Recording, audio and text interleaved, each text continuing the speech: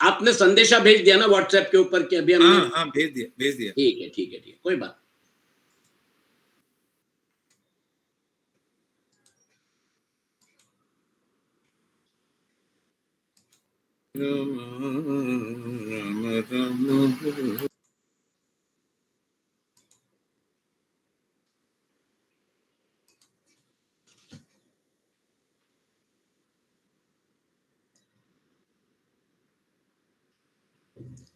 चलिए, आपको स्क्रीन दिख रही है सबको? हाँ दिख रही है। पिछले सत्र में हम 16वें श्लोक तक पहुंचे थे और आपके सामने मतलब क्या कहना चाहिए, आज का ये सेशन होने के बाद, ये सत्र होने के बाद आपके मन में जरूर प्रश्न आएंगे, क्योंकि दिक्कत क्या होती है, ऐसे जो आसुरी संपदा वाले लोग हैं ये अन्याय करते हैं और अन्याय उनका सहन करना, ये जो है यानी तात्विक रूप से देखा जाए तो भैया हम तो हमारी दैवी प्रवृत्ति को छोड़ने के लिए तैयार नहीं है, तो ऐसी व्यक्ति जो होती है वो अन्याय सहन करती है। तो आजकल कलयुग में यानी जो हमारे क्या कहना चाहिए अभी के तत्व चिंतक हैं, उनका ये कहना है कि अन्याय करने वाले से अन्याय सहन करने वाला ज्यादा दोषी होता है। तो अन्याय सहन करना बड़ा मुश्किल हो जाता है और अगर इनका अन्याय आप सहन करते चले गए तो इनका हौसला बढ़ता है। कलयुग में दिक्कत क्या हो रही है, अन्याय करने वाला जो है वो तो अन्याय करेगा, लेकिन सहन करने वाला अगर सहन करता रहा तो फिर उसके बाद उसका और हौसला बढ़ने की वजह से अन्याय का प्रमाण बढ़ता जाएगा।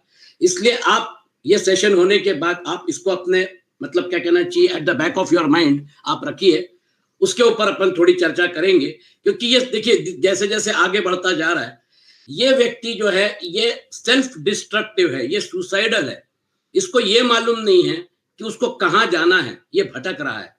इसलिए आप आगे देखेंगे भगवत प्राप्ति के उद्देश्य से विमुख हुए आसुरी संपदा वालों के दुराचारों का फल नरक प्राप्ति बताकर दुराचारों द्वारा बोए गए दुर्भावों से वर्तमान में उनकी कितनी भयंकर दुर्दशा होती है और भविष्य में उसका क्या परिणाम होता है, इसे बताने के लिए आगे का 4 श्लोकों का प्रकरण आरंभ करते हैं।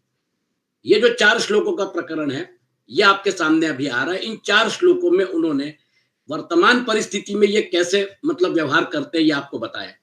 आत्मसंभाविता स्तब्धा धनमानमदान्विता यजन्ते नाम यज्ञैस्ते दंभेना विधिपूर्वकम। आत्मसंभाविता स्तब्धा धनमानमदान्विता, अपने को सबसे अधिक पूज्य मानने वाले, अकड़ रखने वाले तथा धन और मान के मद में चूर रहने वाले, ते दंभेन अविधिपूर्वकम नाम यज्ञ ही यजन्ते, ते दंभे न, वे मनुष्य दंभ से अविधि पूर्वक नाम मात्र के यज्ञों से यजन करते हैं। ये यज्ञ भी करेंगे तो भी दिखावा करेंगे। आत्मसंभाविता बहुत महत्वपूर्ण है।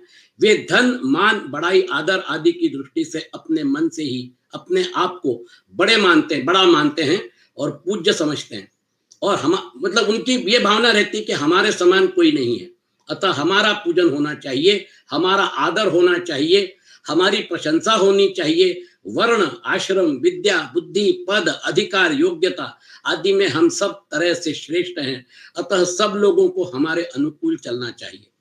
आत्मसंभाविता, तो ये ऐसे आत्मसंभाविता लोगों की कलयुग में कमी नहीं है, ऐसे आपको हर जगह मिल जाएंगे। स्तब्धा, अकड़ के चलना, ये किसी के सामने नम्र नहीं होते, नमते नहीं। कोई संत महात्मा या अवतारी भगवान ही सामने क्यों ना आ जाएं तो भी वे उनको नमस्कार नहीं करेंगे, वे तो अपने आप को ही ऊंचा समझते हैं। फिर किसके सामने नम्रता करें और किसको नमस्कार करें, बाकी सारा जाने दीजिए। जब यज्ञ किया गया और यज्ञ जो है उसमें भगवान कृष्ण जो है उनकी आद्य पूजा करने का निर्णय लिया गया। सबसे पहले ऑब्जेक्शन लिया शिशुपाल ने, जो भगवान कृष्ण का रिश्तेदार था। बोला इस ग्वाले को आप मतलब क्या आद्य पूजा का सम्मान दे रहे हो, इसमें है कौन सी ऐसी चीज जिसके लिए मतलब जिसके लिए उसको आप सम्मान दे रहे हो। तो सबके सामने भरी सभा में शिशुपाल ने विरोध किया, चैलेंज किया और फिर आपको मालूम है कि भगवान कृष्ण ने आखिर सुदर्शन चक्र से उसका वध किया भरी सभा में। देखिए इतना अच्छा प्रसंग, लेकिन उसमें भी इस प्रकार का मतलब यानी निर्णय भगवान कृष्ण को लेना पड़ा। कितना बुरा लगा होगा लोगों को, लेकिन शिशुपाल मानने को तैयार नहीं था, सुनने को तैयार नहीं था। स्तब्धा, इनकी अकड़ जो होती है, ये अकड़ जो है ये कभी छोड़ते नहीं है और फिर बाकी लोगों को उसकी दिक्कत होती है। फिर किसके सामने नम्रता करें और किसको नमस्कार करें, कहीं किसी कारण से परवश होकर लोगों के सामने झुकना भी पड़े तो अभिमान सहित ही झुकेंगे। इस प्रकार उनमें बहुत ज्यादा ऐठ और अकड़ रहती है। अब ऐसे लोग जो होते हैं तो हम क्या सोचते हैं, अरे जाने दो, उसका स्वभाव ही वैसा है ना। अब स्वभाव के लिए तो कोई दवाई नहीं है, वो तो वैसे ही चलेगा। तो वो स्वभाव की वजह से हम उसको छोड़ देते हैं, लेकिन उसकी अकड़न और बढ़ती जाती है। और फिर बाद में जो ऐसे लोग हैं जो सात्विक प्रवृत्ति के हैं, ऐसे लोग जो हैं वो अपनी जिंदगी सीधे प्रकार से जीना चाहते हैं, है ना, वो उनके ऊपर हावी हो जाता है। दिक्कत क्या होती है, अगर मान लीजिए मैं करप्शन नहीं करता हूं, लेकिन मेरा बॉस जो है वो करप्शन करता है, अब वो अकड़ में रहेगा, वो मुझे बोलेगा देखो एक बात याद रखो, तुमको तुम्हारा कॉन्फिडेंशियल रिपोर्ट अगर अच्छा करना है तो मुझे पैसा चाहिए, तुम कुछ भी करो और मुझे इतना पैसा ला के दो। अब मैं उसके उस भावना को मैं सपोर्ट कर रहा हूं, अगर मैं उसके लिए पैसा कमा के लाता हूं, क्योंकि मैं जो पैसा कमाऊंगा वो गलत रास्ते से कमाऊंगा, अन्यायेन अर्थ संचयान, मैं उस दिशा में जाऊंगा, मेरी इच्छा नहीं है। और कल अगर मान लीजिए सीबीआई, अगर मतलब उसके यहाँ पे सीबीआई के लोग आते हैं तो पता चला कि उसके साथ, क्योंकि मैंने भी उस पेपर के ऊपर साइन किया था जिसमें उसने पैसे खाए थे, तो सीबीआई क्या करता है, सबको जाल में फंसा लेता है। जितने लोगों ने उस फाइल पे साइन किया है उन सबको लपेटे में आ जाते हैं, और फिर 3 साल 4 साल वो सीबीआई की इंक्वायरी चलती है और करियर चौपट हो जाता है। दिक्कत क्या होती है, वो मेरा बॉस है लेकिन वो कैसा है और मैं उसके साथ अगर काम कर रहा हूं तो कहीं मेरा नुकसान ना करे, ये विवेक कई लोगों में नहीं रहता है। इसलिए हम जो मतलब इंश्योरेंस इंडस्ट्री में काम किए, पीएसयू में, पब्लिक सेक्टर, कंपनियां बहुत अच्छी थी, कंपनियों में कोई दिक्कत नहीं थी, लेकिन ऊपर के लेवल से जो करप्शन शुरू हो गया था, उस करप्शन की वजह से बहुत सारे लोग जो थे उस दिशा में चले गए और बहुत सारे अच्छे लोगों का करियर बर्बाद हो गया। क्योंकि सीबीआई जो है वो अपना काम करेगी। कहने का तात्पर्य, ये स्तब्धहा लोग जो हैं, मैं बता रहा हूं ना तो तुमको करना पड़ेगा, उनके पास only order and nothing else. ऐसे लोगों से निपटना बड़ा मुश्किल हो जाता है। धन मान मदान्विता, वे धन और मान के मद से सदा चूर रहते हैं। उनके धन में अपने जनों का जमीन जायदाद और मकान आदि का मद होता है। इधर उधर पहचान हो जाती है तो उसका भी वे उनके मद, मतलब वो पहचान जो है उसका वो अपने स्वार्थ के लिए उपयोग करते हैं, तो उसका भी उनके मन में मद होता है। और हमारी तो बड़े बड़े मिनिस्टरों के साथ, बड़े बड़े नेताओं के साथ पहचान है, ये उनमें अहंकार होता है। यजन्ते नाम यज्ञस्ते दंभेन अविधि पूर्वकम, ऐसे जो लोग होते हैं वो जब यज्ञ करते हैं तो फिर बड़े बड़े होर्डिंग लगाएंगे, अपना फोटो सबसे बड़ा दिखाएंगे। तो यज्ञ करने वाले जो हैं, मतलब जिनको आपने बुलाया है, जो ब्राह्मण यज्ञ करने वाले हैं, उनका कहीं भी नामो निशान नहीं होगा, अपना फोटो बड़ा, फलाना यज्ञ। तो ये जो है मतलब पोस्टर बड़े बड़े, वे लोग यक्षे दास्यामी पदों के अनुसार दंभ पूर्वक नाम मात्र के लिए यज्ञ करते हैं। पर्पस क्या होता है, मेरा ओहदा बड़ा होना चाहिए। वे केवल लोगों को दिखाने के लिए और अपनी महिमा के लिए ही यज्ञ करते हैं। लोगों में हमारा नाम हो जाए, प्रसिद्धि हो जाए, आदर हो जाए, इसके लिए वे यज्ञ के नाम पर अपने नाम का खूब प्रचार करेंगे, अपने नाम का छापा मतलब पैम्पलेट छपवाएंगे।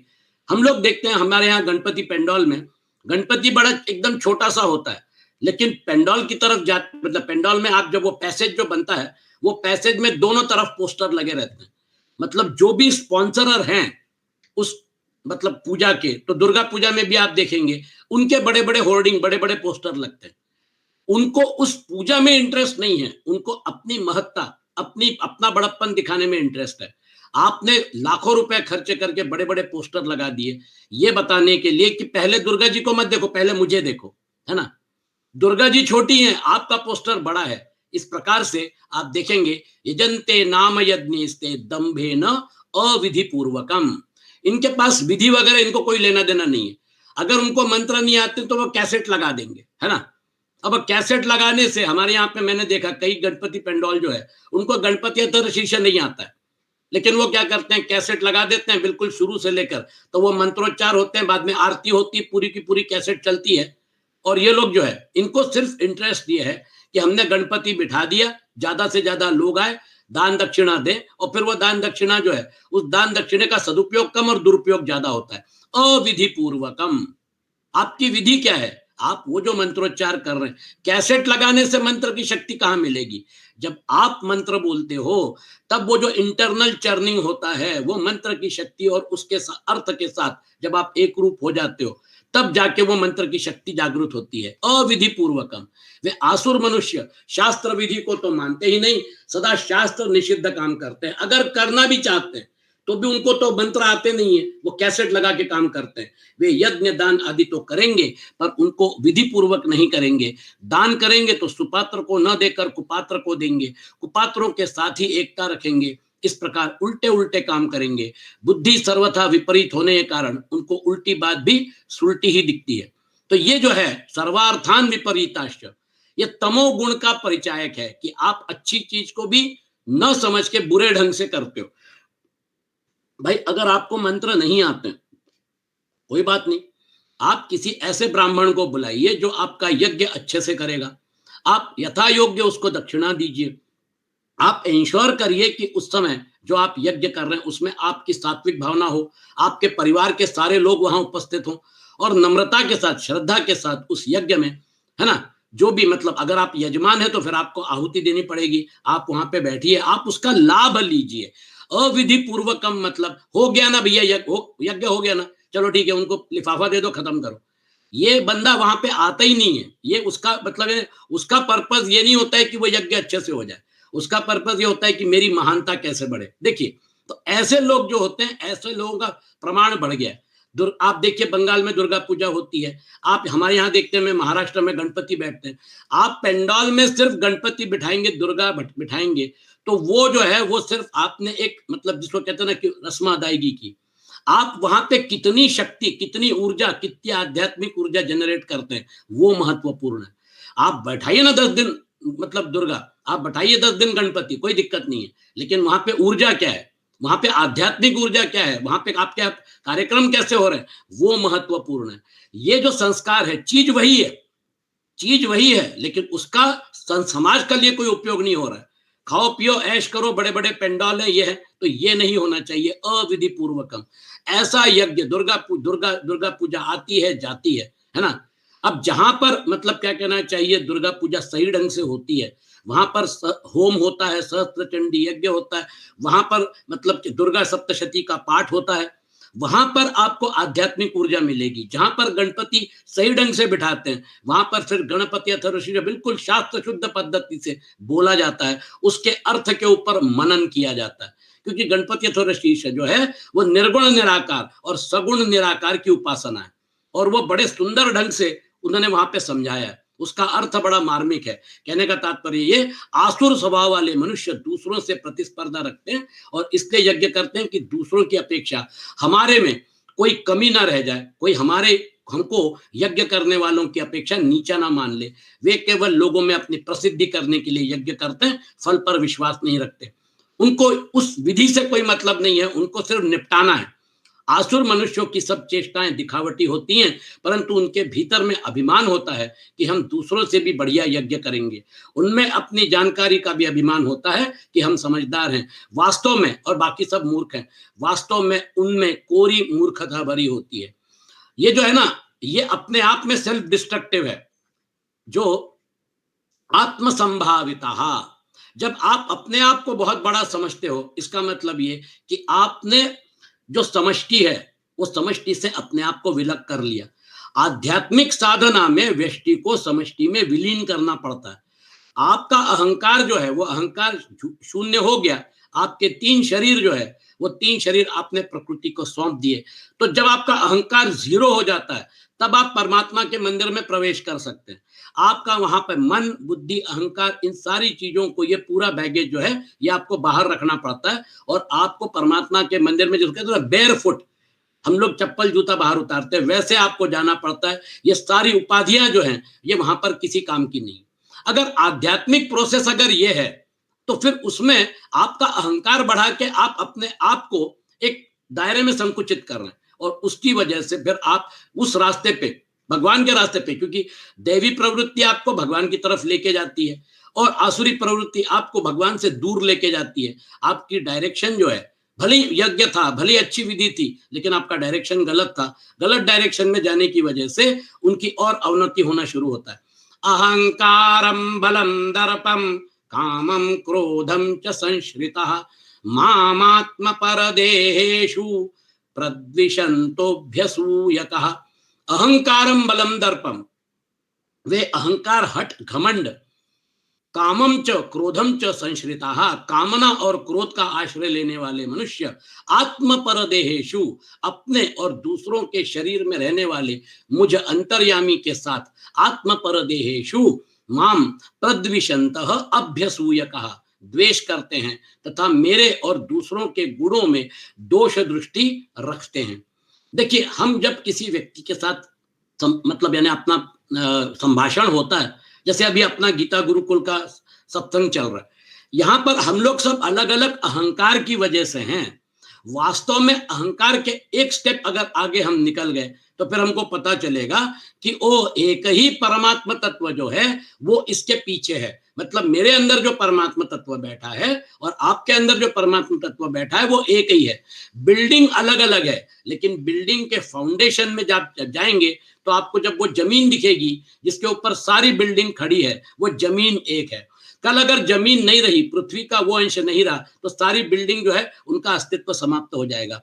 ये एकदम धार्यते जगत, वो जो है आपकी मतलब क्या कहना चाहिए, परा प्रकृति ने अपरा को धारण करके जो रखा है वो आपका मूल मतलब आपकी वो बेसिक जगह है। इसलिए ओंकार की साधना में हम अपरा से परा की तरफ जाते हैं। वो जो बिंदी है उस बिंदी के ऊपर आप थोड़ा विश्राम करिए, फोकस करिए। अपरा से परा में जाने की कला आपको ओंकार मतलब सिखाता है। तो मामात्म परदेहेषु, आपके अंदर भी तो परमात्मा है, उसके अंदर भी परमात्मा है, लेकिन दिक्कत क्या होती है, मामात्म परदेहेषु प्रद्विषन्तः, वो अहंकार तक रुक जाता है और फिर दिक्कत क्या होती है, सामने वाला जो है उसका भी अहंकार है, इसका भी अहंकार है, और फिर आगे जाकर युद्ध महायुद्ध होने शुरू हो जाते हैं। भगवान कहते हैं कि मैं जो उनके शरीर में और दूसरों के शरीर में रहता हूं, उस मेरे साथ वे आसुर मनुष्य वैर रखते हैं। भगवान के साथ वैर रखना क्या है, श्रुति स्मृति ममैवाग्ने य उल्लंघ्य प्रवर्तते आद्या भंगी मम द्वेषी नरके पतति ध्रुवम। श्रुति और स्मृति ये दोनों मेरी आज्ञाएं हैं, इनका उल्लंघन करके जो मनमाने ढंग से बर्ताव करता है वह मेरी आज्ञा भंग करके मेरे साथ द्वेष रखने वाला मनुष्य निश्चित ही नरकों में जाता है।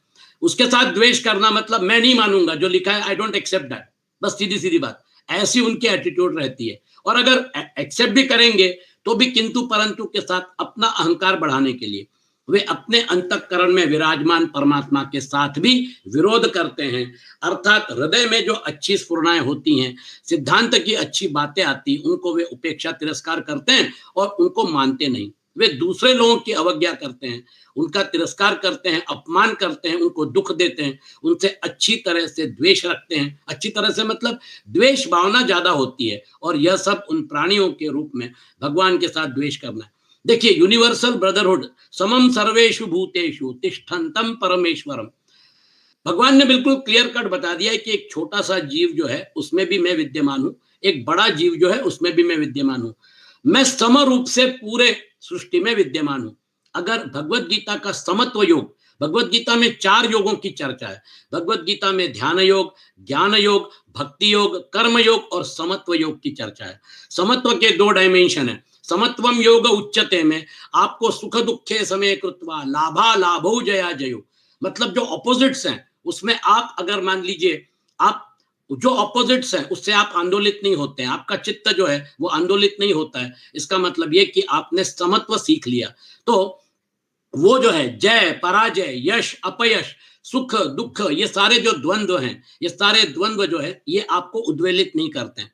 दूसरे अध्याय में भगवान बोलते हैं मात्रा स्पर्शास्तु कौन्तेय शीतोष्ण सुख दुखदा आगमापायनो नित्यः तान तितीक्षस्व भारत। आगम आने वाले, आपायन जाने वाले, है ना। तो ये कैसे हैं, मात्रा स्पर्शास्तु कौन्तेय, मात्रा स्पर्शास्तु मतलब मात्रा यानी आपकी इंद्रियां, स्पर्शास्तु मतलब बाहर के ऑब्जेक्ट्स मतलब विषय जो आपको सिग्नल्स दे रहे हैं। मात्रा स्पर्शास्तु कौन्तेय शीत उष्ण सुख दुखदा, they are riddled with opposites. तो वो जो है इसलिए आगे भगवान क्या बोलते हैं, वो बोलते हैं आगम आने वाले और जाने वाले, आगम आपायिनो अनित्य तान तितीक्षस्व भारत, उसको तितीक्षा करो मतलब उसको सहन करो। आप उसके साथ मतलब राग द्वेष सुख दुख ये जो है, ये द्वंद्व जो है मतलब शारीरिक और मानसिक, ये जिस प्रकार के द्वंद्व जो है, तो द्वंद्वातीतो विमत्सरः 15वें अध्याय में भी वो बोलते हैं निर्माण मोहा जित संग दोषा अध्यात्म नित्या विनिवृत्त काम द्वंद्वैर विमुक्ता सुख दुख संज्ञैर गच्छन्त्यमूढ़ा पदमव्ययम् तत्। कौन से क्राइटेरिया है, निर्माण मोहा पहला क्राइटेरिया, मान और मोह से वो अलग हो गया है, उसको मान भी नहीं है और मोह भी नहीं है। जित संग दोषा, संग दोष बाहर से आते हैं, इसलिए 15वें अध्याय में भगवान ने क्या बोला था, असंग शस्त्रेण दृढ़ेन चित्वा। ये जो पूरा जो चल रहा है फेनोमेनल, ये वर्ल्ड जो है, ये फेनोमेनल वर्ल्ड उसकी योग माया का क्रिएशन है। देखिए उसने एक प्रोग्राम के तहत एक ही तत्व को अलग अलग ढंग से प्रस्तुत किया है। वो जो प्रोग्राम है वो आपका जो कारण शरीर है मतलब ईश्वर जो है वो उस प्रोग्राम को संचालन कर रहा है। ये प्रोग्राम 3 स्टेजेस में काम कर रहा है। पहला मतलब जब उत्पत्ति हुई है ना, तो कर्म गति जो है वो कर्म गति के हिसाब से आपको फल मिलेगा, ये प्रोग्रामिंग का भाग है। इसलिए 8वें अध्याय में आप देखेंगे काल और स्वभाव ये जो है इसका मतलब वहां पे निर्माण हुआ। तो अक्षरम ब्रह्म परमम स्वभावोध्यात्म उच्यते, जब उत्पत्ति हुई उसके बाद पहला जो एलिमेंट है स्वभाव, ये स्वभाव रेगुलेट करता है, वो पहला कर्म का मतलब इन्हें रेगुलेशन जो है वो वहां पे स्वभाव कर रहा है। दूसरा आप जब मतलब क्या कहना चाहिए महत के लेवल पे आते हैं, हिरण्यगर्भ के लेवल पे आते हैं, तो हिरण्यगर्भ के लेवल पे हमारा जो सूक्ष्म शरीर है और हमारा जो स्थूल शरीर है इसका कांटेक्ट एस्टैब्लिश होता है। इसका मतलब ये कि हमारी एक स्थूल इंद्रिय भी है और हमारी सूक्ष्म इंद्रिय है। इसलिए हम सूक्ष्म शरीर में क्या बोलते हैं, पंच ज्ञानेन्द्रिय, पंच कर्मेंद्रिय, पंच प्राण और मन और बुद्धि। अब ये जो कपलिंग है, ये कपलिंग कैसे होता है, कनेक्ट डिस्कनेक्ट ये कैसे होता है, क्योंकि जब हमने इस शरीर में प्रवेश किया था इसका मतलब ये कि वो कपलिंग हुआ। जब हम इस शरीर का त्याग करेंगे इसका मतलब वो डीकपलिंग हो गया। ये कपलिंग डीकपलिंग का जो प्रोसेस है, ये प्रोग्रामिंग जो है, ये भी उसी प्रोग्राम के तहत आता है। और तीसरा, जब अहंकार यानी महत तत्व से जब अहंकार तैयार है, राजसिक अहंकार, तामसिक अहंकार और फिर उसके बाद सात्विक अहंकार। सात्विक अहंकार में उन्होंने बोला है कि इंद्रियां, मन और बुद्धि की जो अधिष्ठात्री देवताएं वो वहां पर रहती है। वो 3rd लेवल प्रोग्रामिंग है कि जहां पर आपका बाहर का डिजाइन कैसे हो, मतलब तामसिक अहंकार का जो डिजाइन है, पंच तन्मात्राएं और फिर उसके बाद पंच महाभूत, ये इसकी रचना कैसी हो, ये कैसे घूमना चाहिए, तो ग्रह नक्षत्र तारे इनकी गति स्थिति ये पूरा का पूरा वहां पर रेगुलेट होता है। और ज्योतिष जो है वो इस रेगुलेशन जो है इस पर्टिकुलर मतलब प्रोग्रामिंग को अच्छे से स्टडी करके और फिर उसके बाद वो ग्रह गणित को लेके आपके जीवन को प्रेडिक्ट करता है, क्योंकि यत पिंडे तद ब्रह्मांडे, जो बाहर हो रहा है उसके साथ आपका रिलेशन है, तो बड़ा गहन साइंस हो जाता है। फिर उसके बाद राजसिक अहंकार से आपकी इंद्रियां जो है ना, और मन और बुद्धि का वो जो एलिमेंट आता है, तो फिर आपका शरीर एक कोश से हमने बढ़िया 9 महीने में पूरा का पूरा 1 पीस शरीर तैयार कर दिया, जिसमें लिवर है, किडनी है ना, आंख है, सब कुछ है, पूरा 1 पीस। ये प्रोग्रामिंग किसने किया? इस प्रोग्राम का मतलब क्या कहना चाहिए, आर्किटेक्ट कौन है, इसका डिजाइनर कौन है? वो 3rd लेवल प्रोग्रामिंग है, जो सात्विक अहंकार में वो प्रोग्राम फाइल जो है वो वहां पर मतलब काम कर रही है। तो एक बात याद रखिए, वो जो स्वभाव है वो स्वभाव पूरा का पूरा कारण शरीर, सूक्ष्म शरीर और स्थूल शरीर तक ऑपरेट कर रहा है। तो ये जो है स्वभाव वस्तु प्रवर्तते, कर्म गति जो है, भगवान बोलते हैं अच्छे कर्म बुरे कर्म ये सारा का सारा स्वभाव का डायमेंशन है, और मैं गुणों से आगे हूं, गुणों से अतीत हूं। इसलिए वर्चुअली देखा जाए तो it is an auto mode programming. वो प्रोग्रामिंग जो है उसमें मैं इन्वॉल्व नहीं करता, जब गड़बड़ हो जाता है तो फिर मैं आके सेट राइट करता हूं, क्योंकि लोगों के अहंकार बढ़ जाते हैं। फिर उसके बाद भाई जिसने प्रोग्राम डिजाइन किया है, पद्मेश जी बैठे हुए हैं, जो सॉफ्टवेयर इंजीनियर प्रोग्राम डिजाइन करता है ना, तो लोग क्या बोलते हैं, भैया उसी को बुलाओ, क्योंकि उसने जो डिजाइन किया वो वही जानता है। दूसरा सॉफ्टवेयर इंजीनियर बोलेगा मैं दूसरा सॉफ्टवेयर तैयार करूंगा, मैं उसके प्रोग्राम में घुस के काम नहीं करूंगा। वैसा वो जो है फिर उनको सगुण साकार रूप लेके और वो प्रोग्राम को अपने हिसाब से सेट राइट करना पड़ता है, और फिर वो अवतार समाप्त कर देते हैं। तो बड़े मजे की बात है। लेकिन ये जो है परमात्मा जो विद्यमान है सब जगह, समत्वम जो है पूरा का पूरा, समस्त सर्वेषु भूतेषु, वो जो है आप अपने अंदर जो जीव भाव जो है उसकी वजह से, और अहंकार, जीवात्मा अहंकार के योग की वजह से अपने आप को अलग समझता है। आपने अहंकार को छोड़ दिया तो फिर जीव भाव जो है वो नष्ट हो गया, और उसके बाद फिर जीवात्मा और परमात्मा का भेद समाप्त होने के बाद एक अद्वैत तत्व जो है वही रह जाता है। इसकी हमने चर्चा काफी अच्छे से कर ली है। तो अभ्यसूय कहा, और फिर उसके बाद ऐसे जो लोग हैं आसुरी प्रवृत्ति वाले मनुष्य अपनी जिद पर पक्के रहते हैं और अपनी बात को ही सच्चा मानते हैं। तो आपने देखा ये जो है ना, हाँ, अविधि पूर्वकम, इसके बाद का जो श्लोक है उसको अपन कवर कर लेते हैं। अहंकारम बलम दर्पम कामम क्रोधम च संश्रिता, वे आसुर मनुष्य जो कुछ काम करेंगे उसको अहंकार, हट, घमंड, काम और क्रोध से करेंगे। और फिर उसके बाद ऐसा जो उनका एटीट्यूड रहता है अहंकार, हट, काम आदि के आश्रित होने की वजह से उनको अपने हिसाब से वो, मतलब क्या कहना चाहिए, लोगों को बदलते रहते हैं, क्योंकि उनका उद्देश्य उनका स्वार्थ होता है।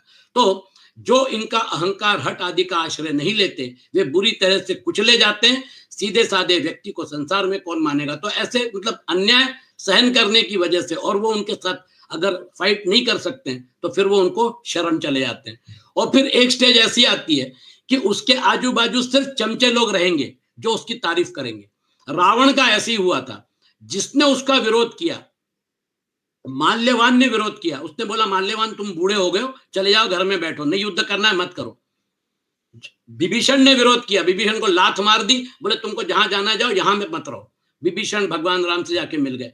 उनको सिर्फ उनकी स्तुति और चमचेगिरी करने वाले लोग अच्छा लगते हैं, और वो जो है वो उनके पतन की तरफ उनको लेके जाता है। मामात्म परदेहेषु प्रद्विषंत, भगवान कहते हैं कि मैं जो उनके शरीर में और दूसरों के शरीर में रहता हूं, उस मेरे साथ वे आसुर मनुष्य वैर रखते हैं। और फिर हमने देखा वैर कैसे किया जाता है ना। तो अभ्यसूय कहा, वे मेरे और दूसरों के गुणों में दोष दृष्टि रखते हैं, और मेरे विषय में वे कहते हैं कि भगवान बड़े पक्षपाती हैं।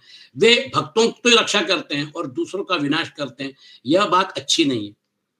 पक्षपाती नहीं है भगवान। पक्षपाती अगर होते तो फिर आपको मौका नहीं दिया जाता। भगवान राम खुद जब लंका पहुंचे उसके बाद अंगद को भेजा संदेशा लेकर, सीता को लौटा दो, हम चले जाएंगे। जब महाभारत युद्ध होने वाला था, जब ऐसा लग रहा था कि महाभारत युद्ध जो है वो अपरिहार्य है, तो फिर डिप्लोमेसी के लिए भगवान कृष्ण स्वयं गए थे कौरवों के दरबार में, और उन्होंने पांडवों की तरफ से जो कहते हैं ना कि डिप्लोमेसी की थी कि चलिए कोई बात नहीं, इंद्रप्रस्थ 5 गांव दे दो, 5 गांव नहीं मिलेंगे, चलिए 1 गांव दे दो, 1 गांव भी नहीं देंगे। अब इतनी अगर हठधर्मिता हो तो फिर आप क्या डिप्लोमेसी करेंगे। और फिर दुर्योधन जो है उसने अपना अंत खुद ही, मतलब जो कहते हैं ना, he had sealed his end. Ravan, उसने अपना अंत जो है सीता जी को लौटा देता इज्जत के साथ। क्या दिक्कत थी भाई, सीता जी वैसे भी उसके साथ शादी करने के लिए तैयार नहीं थी ना, तो जोर जबरदस्ती क्यों किया जाए। मंदोदरी समझा रही थी, विभीषण ने समझाया, माल्यवान ने समझाया, यहां तक कि कुंभकर्ण ने भी समझाया कि भैया क्या कर रहे हो, तुम्हारे पास तो बहुत सारी पत्नियां हैं, क्यों जबरदस्ती उसके पीछे पड़े हो। लेकिन रावण ने बोला मैं तुम्हारी बात से सहमत नहीं हूं। तो ये सेल्फ डिस्ट्रक्टिव लॉजिक वाले लोग रहते हैं, और ये बाकी लोगों को भी अपने लपेटे में ले लेते हैं। तान हम द्विशतः क्रूरान संसारेषु नराधमान क्षिपाम्यजस्त्रमशुभान आसुरीष्वेव योनिषु। तान द्विशतः क्रूरान, उन द्वेष करने वाले, क्रूर स्वभाव वाले, और संसारेषु नराधमान, अशुभान, तो संसार में महान नीच अपवित्र मनुष्यों को अहम अजस्त्रम आसुरीषु योनिषु एव क्षिपामि, मैं बार बार आसुरी योनियों में ही गिराता रहता हूं, क्योंकि ये एलिवेशन की तरफ जाते ही नहीं है, ये उसी में फंसे रहते हैं।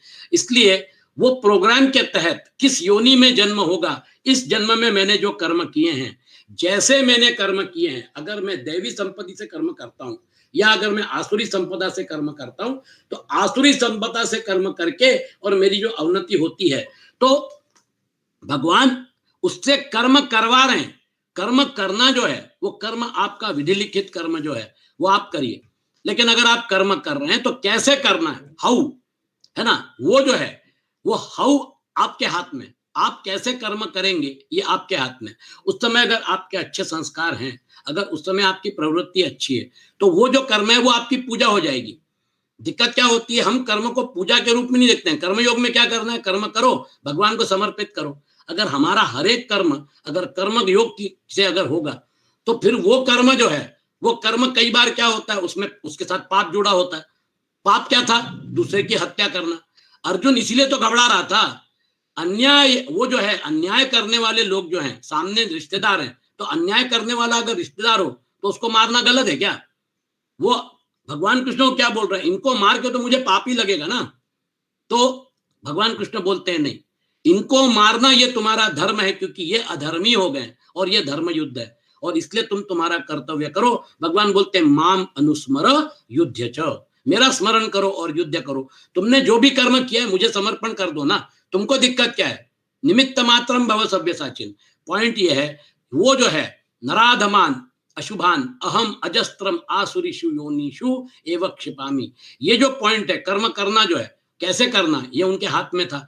लेकिन आसुरी संपदा के विषय का इन 19वें और 20वें श्लोकों में उपसंहार करते हुए भगवान कहते हैं कि ऐसे आसुर मनुष्य बिना ही कारण सबसे वैर रखते हैं और सबका अनिष्ट करने पर ही तुले रहते हैं। उनके कर्म बड़े क्रूर होते हैं, जिनके द्वारा दूसरों की हिंसा आदि हुआ करती है। ऐसे वे क्रूर निर्दयी हिंसक मनुष्य नराधम अर्थात मनुष्यों में महान नीच हैं, नराधमान। उदाहरण, हिटलर ने 60 लाख जू लोगों को गैस चेंबर में मरवा दिया। क्या रीजन था?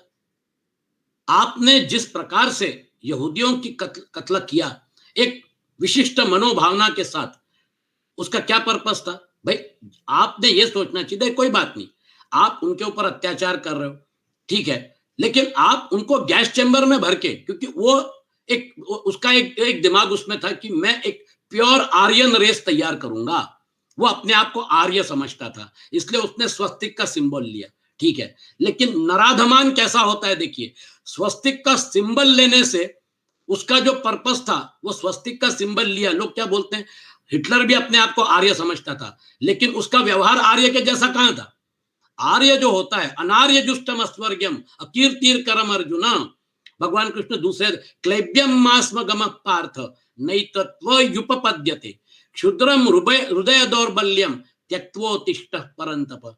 अर्जुन, ये जो हृदय दौर्बल्य है, इसको छोड़ो, शंख बज चुके हैं, अब यहां पर युद्ध होने वाला है। और फिर वो बोलते हैं अनार्य जुष्टम अस्वर्ग।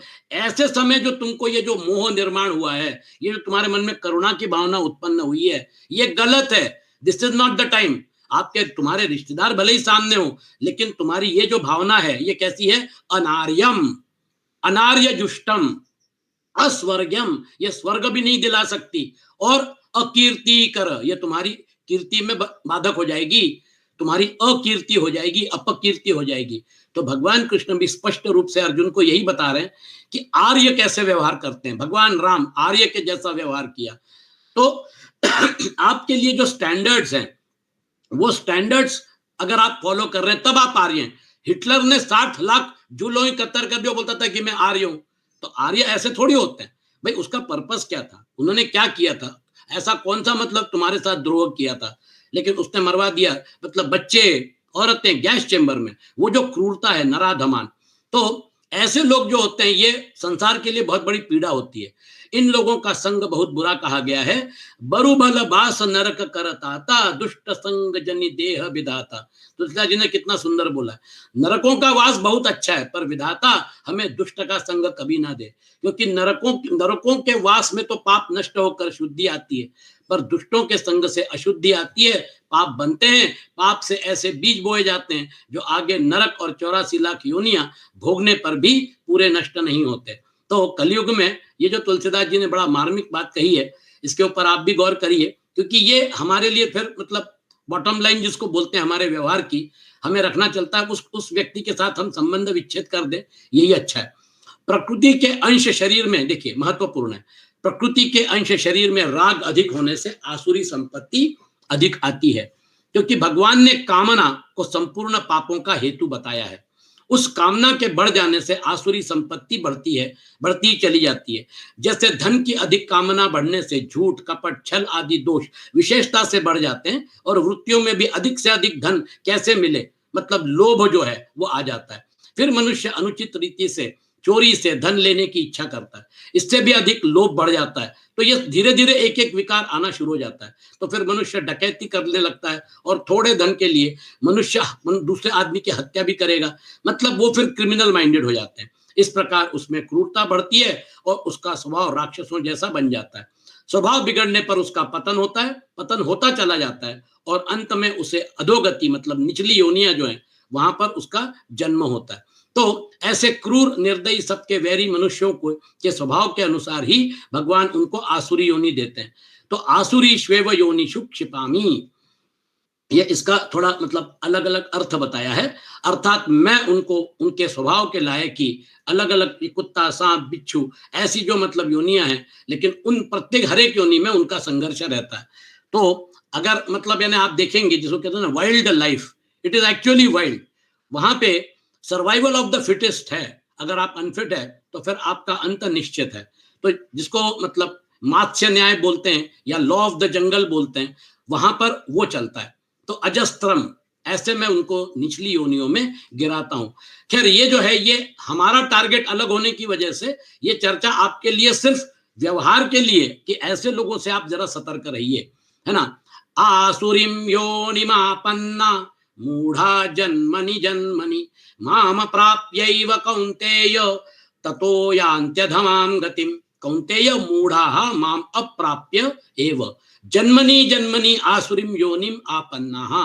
हे कुंती नंदन, वे मूढ़ मनुष्य मुझे प्राप्त न करके ही जन्म जन्मांतर में आसुरी योनि को प्राप्त होते हैं। ततः अधमाम गतिम यान्ति, फिर उससे भी अधिक अधम गति मतलब नरक में जाते हैं। तो वो जो कॉन्सेप्ट है कि धीरे धीरे और पतन होता जाता है, और ये ऑटो मोड में काम करने की वजह से वो जो है वो मतलब भगवान यहाँ पे ओनरशिप ले रहे हैं कि मैं उनको गिराता हूं, लेकिन यहाँ पर स्वभाव जो है जो प्रोग्रामिंग के तहत उसकी जो गति होती है हम उसको नहीं रोक सकते। देखिए हम कितने भी विद्वान हो, हमारे पास कितना भी ज्ञान हो, लेकिन हमारे इस मनुष्य जन्म में जो हम कर्म करेंगे दैट विल डिसाइड कि हमारा जन्म इस जन्म इस मतलब जीवन का आगे का मतलब पाथ क्या होगा। अब आगे का जो इसकी दिशा है, इसके आगे की दिशा कौन सी होनी चाहिए।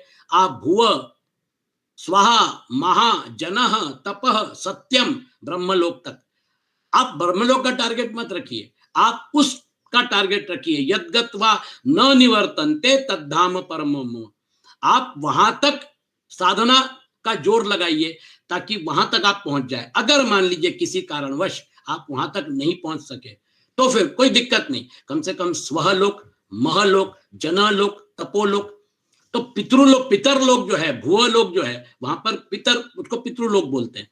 पितृलोक जो है मतलब ठीक ठाक कर्म करने वाले लोग जो हैं वो पितृलोक तक जाते हैं। उसके आगे के जो लोग हैं वहां पर और ज्यादा मतलब रिफाइनमेंट है। और हमारा मतलब क्या कहते हैं टारगेट ये होना चाहिए यद्गत्वा न निवर्तन्ते तद्धाम परमम, वहां तक हम पहुंचे। और वो भी मृत्यु के क्षण का इंतजार नहीं करना है, उसके पहले जीवन मुक्ति का आनंद लूटना है। जीवन मुक्ति का आनंद लूटने के लिए हमको जैसे भगवान कृष्ण ने बोला ब्राह्मी स्थिति का अनुभव करने के लिए निस्पृह निरहंकार निर्मम, ये तीन चीजें भगवान ने क्राइटेरिया रखा है। आखिरी श्लोक दूसरे अध्याय का, तो वो जो है अगर वैसा अगर होता है तो फिर आपका ब्राह्मी स्थिति का आपको अनुभव होता है। और भगवान ये भी बोलते हैं कि चलो कोई बात नहीं, जीवन में अगर आपको ब्राह्मी स्थिति का अनुभव नहीं मिला तो हे अर्जुन अंत काल में भी अगर ब्राह्मी स्थिति प्राप्त हो गई तो फिर तुम मुक्त हो गए। तो हमारा टारगेट ब्राह्मी स्थिति है, हमारा टारगेट जीवन मुक्ति है, क्योंकि हम सभी इस काल के प्रवाह में हम लोग सब बह रहे हैं, हम प्रवाह में आगे ही जा रहे हैं। और ये प्रवाह जो है ये प्रवाह में हमको हमारा अगर साध्य जो है वो अचीव करना है तो फिर हमारी दिशा और हमारा मतलब यानी उसका पूरा साधना मार्ग जो है वो ऐसा होना चाहिए कि हम उस दिशा से कभी भटके ना। तो ये जो है मनुष्य जन्म में मुझे प्राप्त करने का दुर्लभ अवसर पाकर भी वे आसुर मनुष्य मेरी प्राप्ति न करके और निचली योनियों में जाते हैं। ततो यान्ते धमाम गतिम। अब ये जो है ये अगर उनकी अवस्था है तो फिर उनका मतलब दैट इज देयर डेस्टिनी, ऐसा मान के चलते हैं। पूर्व श्लोक में भगवान ने कहा कि ये जीव मनुष्य शरीर में मेरी प्राप्ति का अवसर पाकर भी मुझे प्राप्त नहीं करते, ब्राह्मी स्थिति जीवन मुक्ति, जिससे मुझे उनको अधम योनियों में भेजना पड़ता है। उनका अधम योनि में और अधम गति में जाने का मूल कारण क्या है, इसको भगवान आगे के श्लोक में बताते हैं। महत्वपूर्ण श्लोक है। त्रिविधम नरकस्येदम द्वारम नाशनमात्मनः काम क्रोधस्तथा लोभ तस्मादेतत्त्रयं त्यजेत्। काफी महत्वपूर्ण श्लोक है। कामः क्रोधः तथा लोभः, काम क्रोध और लोभ, इदम त्रिविधम नरकस्य द्वारम, ये 3 प्रकार के नरक के दरवाजे हैं। आत्मनः नाशनम तस्मात्, तो आत्मनः नाशनम, ये आत्मा का नाश करने वाले हैं। और फिर उसके बाद क्या करना चाहिए, तस्मात् एतत् त्रयं त्यजेत्, इसलिए इन तीनों का त्याग कर देना चाहिए। तो आपको काम क्रोध तथा लोभ इदम त्रिविधम नरकस्य द्वारम आत्मनः नाशनम, हमको गार्ड करना है इन चीजों से, है ना। और ये जो चीजें हैं, ये चीज जो ये जो है, ये हमको, इनको नरक के द्वार बोला है, इसलिए हमारा जीवन जो है हमको जीना चाहिए। और देखिए क्या है इसका इसका मतलब क्या कहना चाहिए, सीक्वेंस और लॉजिक समझ लीजिए तो फिर आपको आइडिया आ जाएगा, जिसके हम अभी चर्चा करेंगे। तस्मात् एतत् त्रयं त्यजेत्, देखिए इसका सीक्वेंसिंग कैसे होता है। भगवान ने 5वें श्लोक में कहा था कि दैवी संपत्ति मोक्ष के लिए और आसुरी संपत्ति बंधन के लिए है। तो वह आसुरी संपत्ति आती कहां से, जहां संसार की कामना होती है, संसार के भोग पदार्थों का संग्रह, मान, बड़ाई, आराम आदि जो अच्छे दिखते हैं, उनमें जो महत्व बुद्धि या आकर्षण है, बस वही मनुष्य को नरकों की तरफ ले जाने वाला है। इसलिए काम क्रोध लोभ मोह मद और मत्सर, ये षड रिपु माने गए। इनमें से कहीं पर 3 का, कहीं पर 2 का और कहीं पर 1 का कथन किया जाता है, पर वे सब मिले जुले हैं, एक ही धातु के हैं। इन सब में काम ही मूल है, क्योंकि कामना के कारण ही आदमी बंधता है। अब वो जो है काम एष क्रोध एष रजोगुण समुद्भव, 3रे अध्याय में भी भगवान इस एस्पेक्ट को कवर करते हैं। यहाँ काम क्रोध और लोभ, ये 3 शत्रु बताते हैं। तात्पर्य है कि भोगों की तरफ वृत्तियों का होना काम, और संग्रह की तरफ वृत्तियों का होना लोभ। जहां काम, तो भोगों की तरफ वृत्ति काम है और संग्रह की तरफ वृत्ति जो है वो मतलब लोभ है।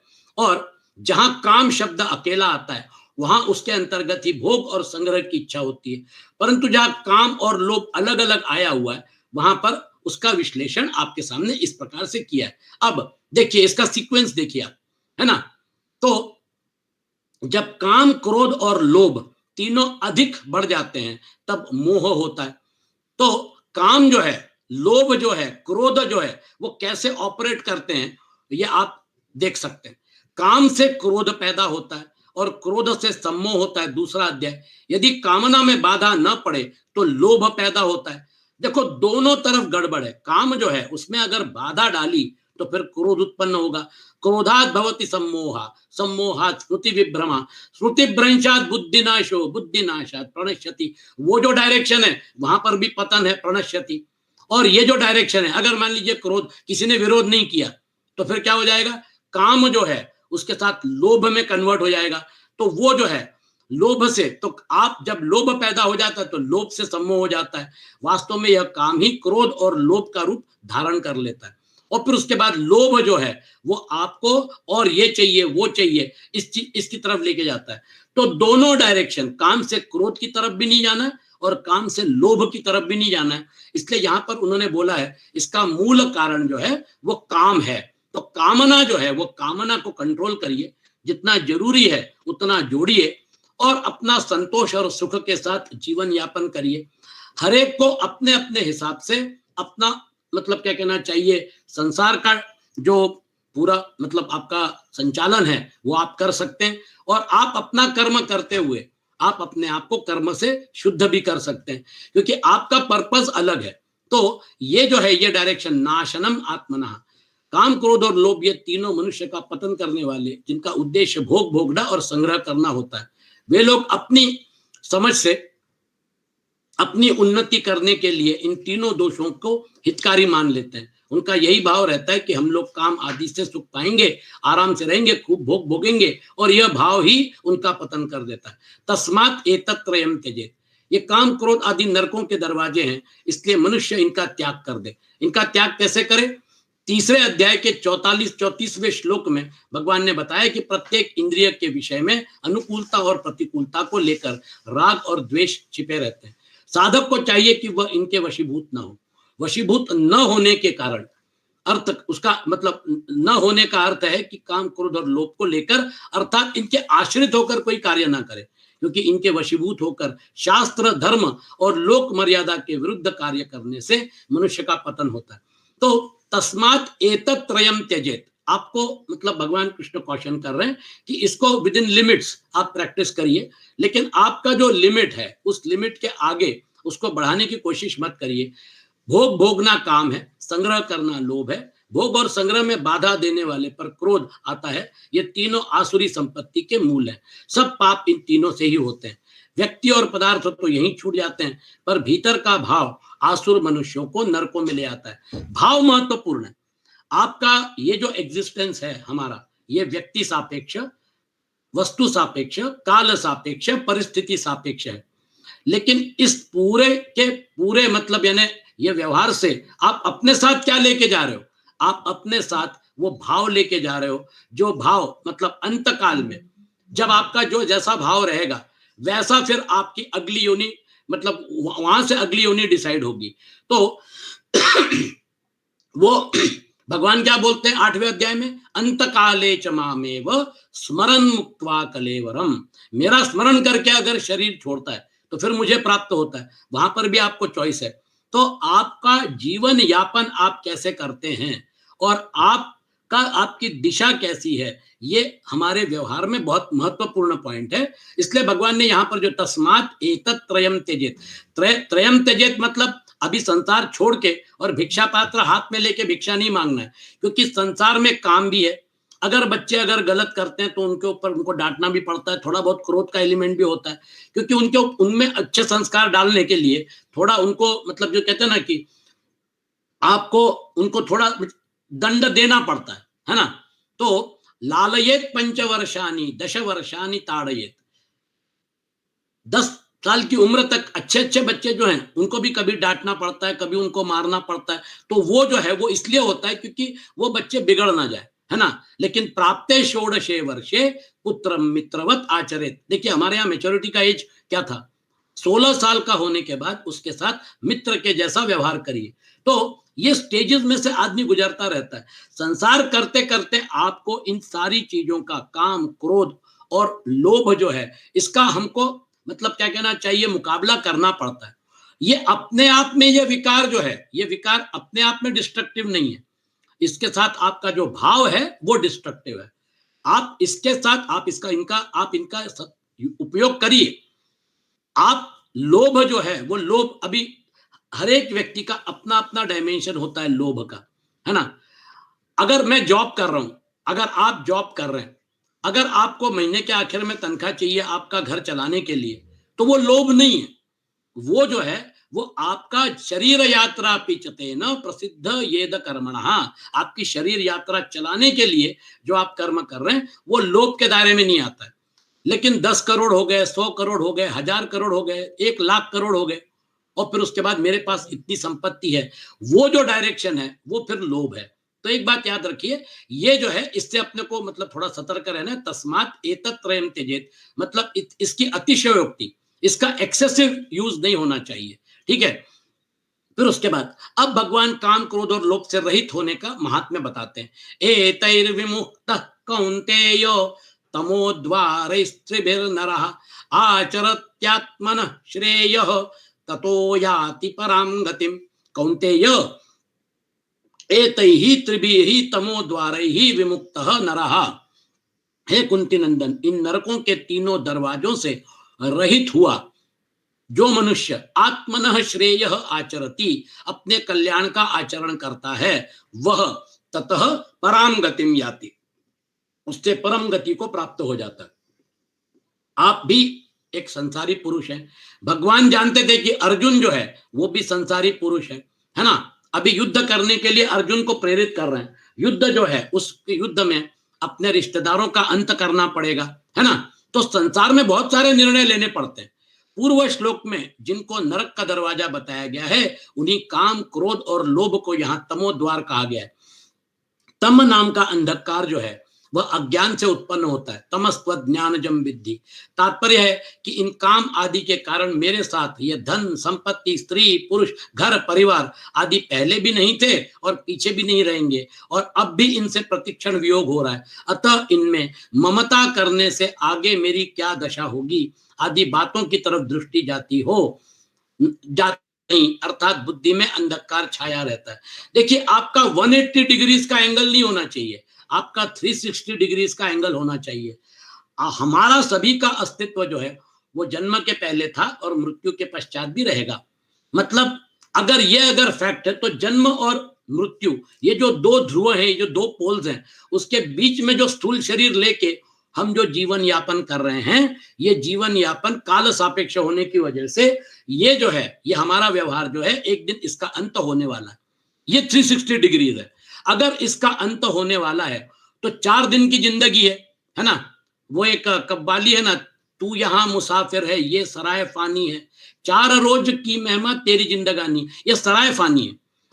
अगर 360 डिग्रीज का एंगल आपने रखा तो फिर जीवन कैसे जीना चाहिए ये आपके हाथ में। आप ऐसा जीवन जिए कि जैसे, मतलब क्या कहना चाहिए, हम अगरबत्ती लगाते हैं तो अगर चंदन की अगरबत्ती लगाई तो पूरे कमरे में चंदन की खुशबू जो है वो भर जाती है। आपका जीवन चंदन की खुशबू वाला होना चाहिए। अन्याय, अत्याचार, अहंकार, घमंड, ऐसा अगर जीवन है तो फिर वो खुशबू क्या, वो तो दुर्गंध छोड़ के जाएगा। चलो अच्छा हो गया, ये व्यक्ति मर गया, ऐसा हो जाता है। तो देखिए, जीवन कैसे जीना है, 360 डिग्रीज एंगल जो है, एतैर विमुक्त कौन्तेय ततो याति पराम गतिम। घोर युद्ध के मैदान में भगवत गीता का संदेश दिया जा रहा है और यह भी बताया जा रहा है कि अर्जुन, किस एटीट्यूड को रख के तुम याति पराम गतिम ये प्राप्त कर सकते हो। देखिए, बार बार भगवान कृष्ण आपको प्रैक्टिकल लेवल पे लाके और फिर उसके बाद अध्यात्म के एलिवेटेड लेवल पे लेके जाते हैं। तो अतः इनमें ममता करने से आगे मेरे क्या दशा होगी, इसका विचार 360 डिग्री हमको रखना पड़ेगा। और जप, ध्यान, कीर्तन, सत्संग, स्वाध्याय, तीर्थ, व्रत आदि करके हम अपने को शुद्ध बना लेंगे, ऐसा भाव साधक में विशेष रहता है। परंतु महत्वपूर्ण क्या है, परंतु जो हमें अशुद्ध कर रहे हैं उन दुर्गुण दुराचारों को हटाने का ख्याल साधक में कम रहता है। वो जो है वो महत्वपूर्ण है। तो हमारे अंदर जो छिपे हुए हैं ये जो दुर्गुण हैं, इनको हटाना ये हमारा काम है। एतैर विमुक्त का यह मतलब नहीं है कि अब हम दुर्गुण दुराचारों से सर्वथा छूट जाएंगे तब साधना करेंगे, किंतु साधक को भगवत प्राप्ति का मुख्य उद्देश्य रखकर इनसे छूटने का भी लक्ष्य रखना है। कारण कि झूठ, कपट, बेईमानी, काम, क्रोध आदि हमारे साथ में रहेंगे तो नई नई अशुद्धि, नए नए पाप होते रहेंगे, जिससे साधक का साक्षात लाभ नहीं होगा।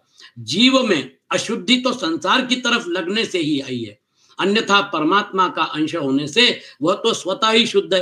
तुलसीदास जी ने बिल्कुल स्पष्ट शब्दों में कहा है, ईश्वर अंश जीव अविनाशी, चेतन अमल सहज सुख राशि। ये जो कूड़ा करकट है, ये जो गार्बेज है, ये गार्बेज हमने इकट्ठा करके रखा है। वास्तव में हमारा स्वरूप तो चेतन अमल सहज सुख राशि है। इसलिए इस बात का ख्याल रखते हुए ये गार्बेज जो है उतना ही जमा करिए कि इसको छोड़ने में आपको कोई तकलीफ ना हो, है ना। ये एक दिन अगर छूटने वाला है तो फिर ये गार्बेज ही था। और ये प्रकृति का जो गार्बेज है, जिसको हम गार्बेज इसलिए कहते हैं क्योंकि प्रकृति का गार्बेज हमको बद्ध करता है। इसलिए अगर प्रकृति का गार्बेज अगर हमको बद्ध नहीं करना है तो हमने क्या किया, हम जीरो बैलेंस पे काम कर रहे हैं। प्रकृति से लिया, प्रकृति को दिया, जो भी किया गुणों से लिया, गुणों को दिया। सारा डायमेंशन गुणों का है। आप हमेशा जीरो बैलेंस में अगर रहते हैं तो फिर आपको प्रकृति का जो गुण है वो आपको बद्ध नहीं कर सकते।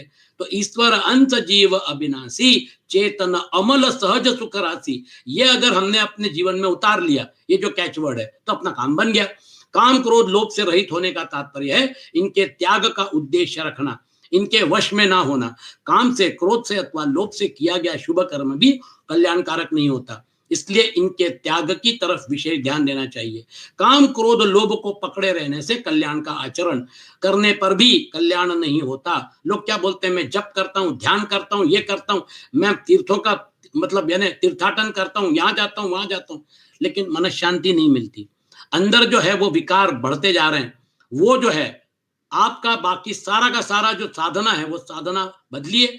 आपके अंदर के विकार को दूर करने के लिए वो जो क्लींसिंग प्रोसेस है, वो क्लींसिंग प्रोसेस जो हाथ में झाड़ू लेकर अंतर मन को जो अगर आपको क्लीन करना है तो वो हमारा पर्पस होना चाहिए। इसलिए भगवान बोलते हैं काम क्रोध लोभ के कारण धर्म और समाज की मर्यादा नष्ट हो जाती है, जिससे दुनिया का बड़ा अहित होता है। आसुरी स्वभाव वाले मनुष्य काम क्रोध लोभ के परायण होते हैं। वे यज्ञ दान आदि सब शुभ कर्म नाम मात्र के लिए करते हैं, अपने कल्याण के लिए कुछ नहीं करते। और फिर उसके बाद दैवी संपत्ति वाले साधक काम क्रोध लोभ के वश में न होकर अपने कल्याण का आचरण करते हैं, जिससे दुनिया का स्वतः हित होता है।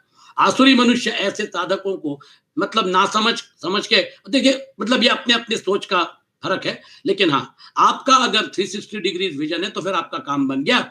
जो अपने कल्याण के लिए शास्त्र विधि के अनुसार चलते हैं उनको तो परम गति प्राप्त होती है, पर जो ऐसा न करके मनमाने ढंग से आचरण करते हैं उनकी क्या गति होती है बताया जाता है। यश शास्त्र विधि मुत्सृज्य वर्तते कामकारतः न स सिद्धिमवाप्नोति न सुखम न पराम गतिम। अब भगवान शास्त्र की तरफ आपको मोड़ रहे हैं, है ना। और आगे 17वां अध्याय जो है वो शास्त्र को लेकर ही आगे की चर्चा होगी। यह शास्त्र विधि उत्सृज्य, जो मनुष्य शास्त्र विधि को छोड़कर कामकारतः अपनी इच्छा से मनमाना, कामकारतः वर्तते अपनी इच्छा से मनमाना आचरण करता है, सह न सिद्धिम न सुखम न पराम गतिम अवाप्नोति। मनमाना व्यवहार करने का परिणाम ये होता है कि न उसको सिद्धि मिलती है, न सुख मिलता है और न परम गति प्राप्त होती है।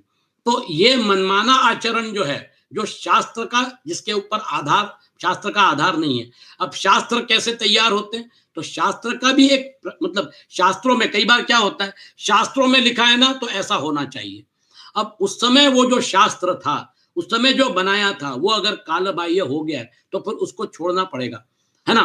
तो शास्त्रों में उस समय उन्होंने जो लिखा था वो जरूरी नहीं कि आज उसको हम प्रैक्टिस में ला सकते हैं, लेकिन शास्त्र का जो पर्पस ये था कि समाज को रेगुलेट किया जाए और शास्त्र को सामने रखकर लोगों का जो व्यवहार होता था, जैसे मनुस्मृति हो गया, धर्मशास्त्र हो गए, ये सारे के सारे शास्त्र जो थे उसमें उस परिस्थिति को लेकर इन सबका उहापोह हुआ था। लेकिन आज अगर हम बोलेंगे तो वी हैव अ कॉन्स्टिट्यूशन, ये जो हमारा संविधान है उसके हिसाब से हमारे देश में लोगों को व्यवहार करना पड़ेगा। We are govern by the constitution. अगर कॉन्स्टिट्यूशन सर्वोपरि है तो फिर वो जो शास्त्र हैं उस शास्त्रों की अच्छी चीजें लीजिए और बाकी चीजों को छोड़ दीजिए। तो कहना का मतलब यह है कि परिस्थिति सापेक्ष हमको निर्णय लेने पड़ते हैं। जो लोग शास्त्र विधि की अवहेलना करके शास्त्र विहित यज्ञ करते हैं, दान करते हैं, परोपकार करते हैं, दुनिया के लाभ के लिए तरह तरह के कई अच्छे अच्छे काम करते हैं, परंतु वह सब करते कामकारतः, तो फिर उनको उसका फायदा नहीं मिलता। और न सिद्धिम अवाप्नोति, आसुरी संपदा वाले जो लोग शास्त्र विधि का त्याग करके यज्ञ आदि शुभ कर्म करते हैं, उनको धन मान आदर आदि के रूप में कुछ प्रसिद्धि रूप सिद्धि मिल सकती है, पर वास्तव में अंतःकरण की शुद्धि रूप सिद्धि नहीं मिलती। न सुखम, तो सुख भी नहीं मिलता, और न परम गति, मोस्ट इंपॉर्टेंट, उनको परम गति भी नहीं मिलती। परम गति मिले कैसे मिले, क्योंकि परम गति के लिए डायरेक्शन अलग है, इनका डायरेक्शन अलग चल रहा है। तो यहां पर भगवान ने शास्त्र को लाया है। और आसुरी मनुष्य अभिमान के कारण अपने को सिद्ध और सुखी मानते हैं, लेकिन वास्तव में सिद्धो हम बलवान सुखी, लेकिन वो वास्तव में सिद्धि नहीं होती है। जैसे हनुमान जी में अष्ट सिद्धियां थी, लेकिन हनुमान जी कैसे थे, हनुमान जी नम्र थे। हनुमान जी जो थे भगवान राम और सीता का साक्षात आशीर्वाद लेके और उन्होंने अपना जीवन यापन किया, तो वो सही सिद्धियां थी। और फिर उसके बाद शास्त्र विधि का त्याग करने से मनुष्य को सिद्धि आदि की प्राप्ति नहीं होती। इसलिए मनुष्य को क्या करना चाहिए, इसे यहाँ पर मतलब बता के और फिर ये अध्याय समाप्त होता है। तस्मात् शास्त्रम प्रमाणम ते कार्या कार्य व्यवस्थितौ ज्ञात्वा शास्त्र विधानोक्तम कर्म कर्तुमिहार्हसि। तस्मात् ते कार्या कार्य व्यवस्थितौ, अतः तेरे लिए कर्तव्य अकर्तव्य की व्यवस्था में शास्त्रम प्रमाणम ज्ञात्वा, शास्त्र ही प्रमाण है ऐसा जानकर, यह शास्त्र विधानोक्तम कर्म कर्तुम अर्हसि, तू इस लोक में शास्त्र विधि से नियत कर्तव्य कर्म करने योग्य है। अर्थात तुझे शास्त्र विधि के अनुसार कर्तव्य कर्म करने चाहिए। अब शास्त्र जो है उसको कैसे फॉलो करना है ये हमको सोचना पड़ेगा। तू कर्तव्य और अकर्तव्य का निर्णय करने के लिए शास्त्र को सामने रख। कर्तव्य क्या है अकर्तव्य क्या है? देखिए, अगर मतलब शास्त्रों में लिखा उपनिषद धर्मम चर, तो फिर धर्म पे चलना चाहिए, है ना? सत्यम वद, सत्य बोलना चाहिए। मातृदेवो भव, पितृदेवो भवे भव, अतिथि देवो भव, ये जो चीजें हैं इसको तो आज भी हम प्रैक्टिस कर सकते हैं। तो एक बात याद रखिए, शास्त्र में सभी चीजें जो हैं वो त्याज्य नहीं है। शास्त्र जो है वो धर्म को और समाज को रेगुलेट करते हैं, इसलिए शास्त्रों में बहुत सुंदर चीजें बताई हैं जिसका पालन आज भी हो सकता है ना? तो जिनकी महिमा शास्त्रों ने गाई है और जिनका बर्ताव शास्त्रीय सिद्धांत के अनुसार होता है, ऐसे संत महापुरुषों के आचरणों और वचनों के अनुसार चलना भी शास्त्रों के अनुसार ही चलना है। कारण कि इन महापुरुषों ने शास्त्रों का आदर किया है और शास्त्रों के अनुसार चलने से ही वे श्रेष्ठ पुरुष बने हैं। वास्तव में देखा जाए तो जो महापुरुष परमात्मा तत्व को प्राप्त हुए हैं, उनके आचरणों, आदर्शों, भावों आदि से ही शास्त्र बनते हैं। शास्त्र लिखने वाली जो व्यक्ति है, उस व्यक्ति ने अपनी साधना करके उस शास्त्र की रचना की है।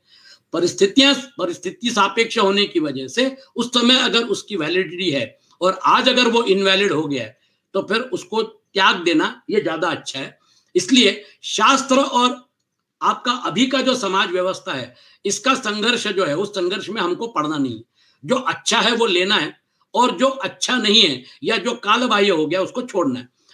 प्राण पोषण परायण मनुष्य शास्त्र विधि को नहीं जानते, इसलिए उनको सिद्धि आदि की प्राप्ति नहीं होती। भगवान अर्जुन से कहते हैं कि तू दैवी संपत्ति को प्राप्त है, अतः तू शास्त्र विधि को जानकर कर्तव्य का पालन करने योग्य है।